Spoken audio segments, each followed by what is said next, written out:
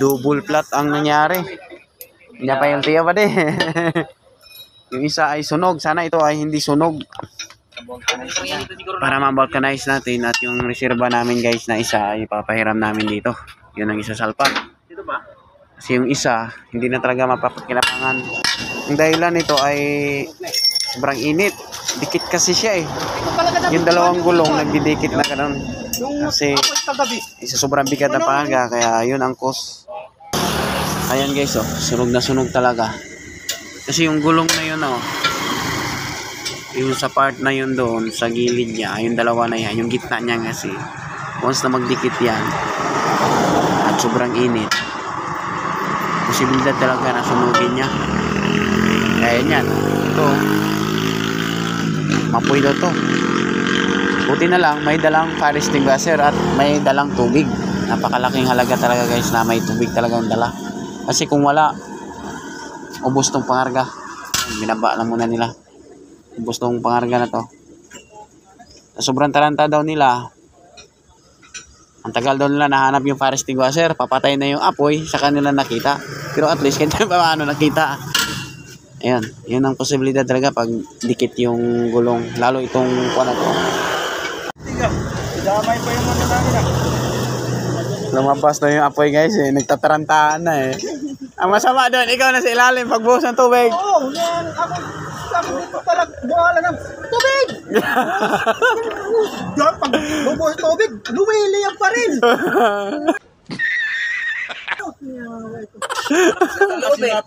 Pag bubuhusan namin tubig, lumiliyag pa rin. Lumalaki. Grabe oh. Saan nyo lang naisipan niya may fire extinguisher naman eh. Huli na, patay na yung apoy. Ako naghanga ko doon, wala. Nang karabuan dito sa loob. Andun lang pala sa likod. Tubig, bawala na.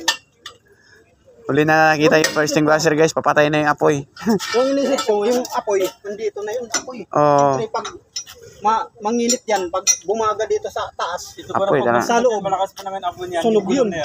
Yung isa, malakas yun, yung Duraturn na yun. Durotol yung isa. Ayos, swerte pa rin.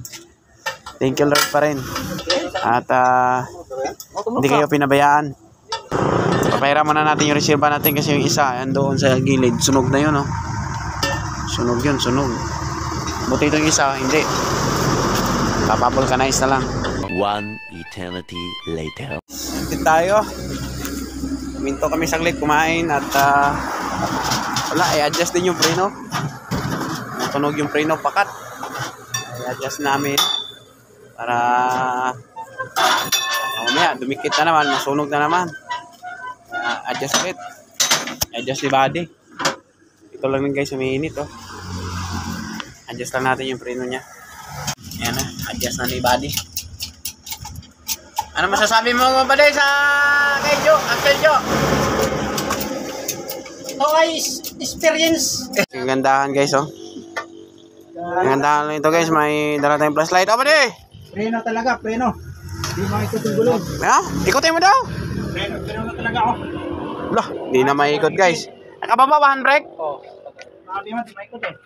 Kita? Preno talaga. Baka dikit pa sa lupa. Nakainot na ako. Dito isa. Dito.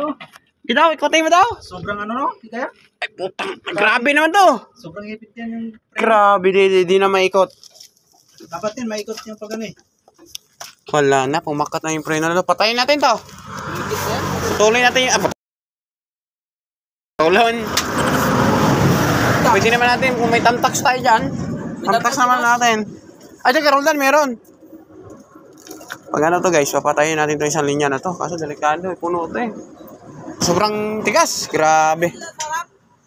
Ito yung malaban? Oh, wala. Grabe, tigas.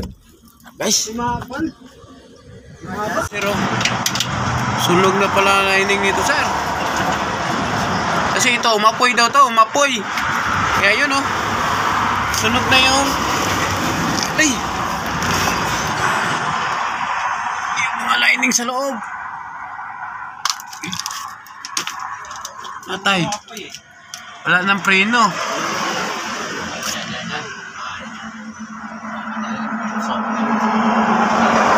Oh, ito, naumapoy kasi ito eh.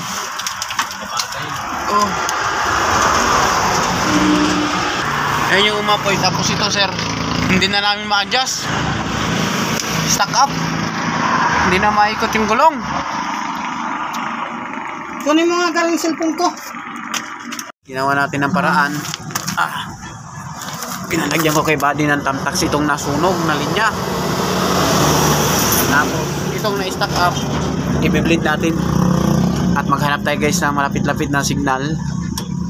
Sinuolan kami ng signal dito. Ayan.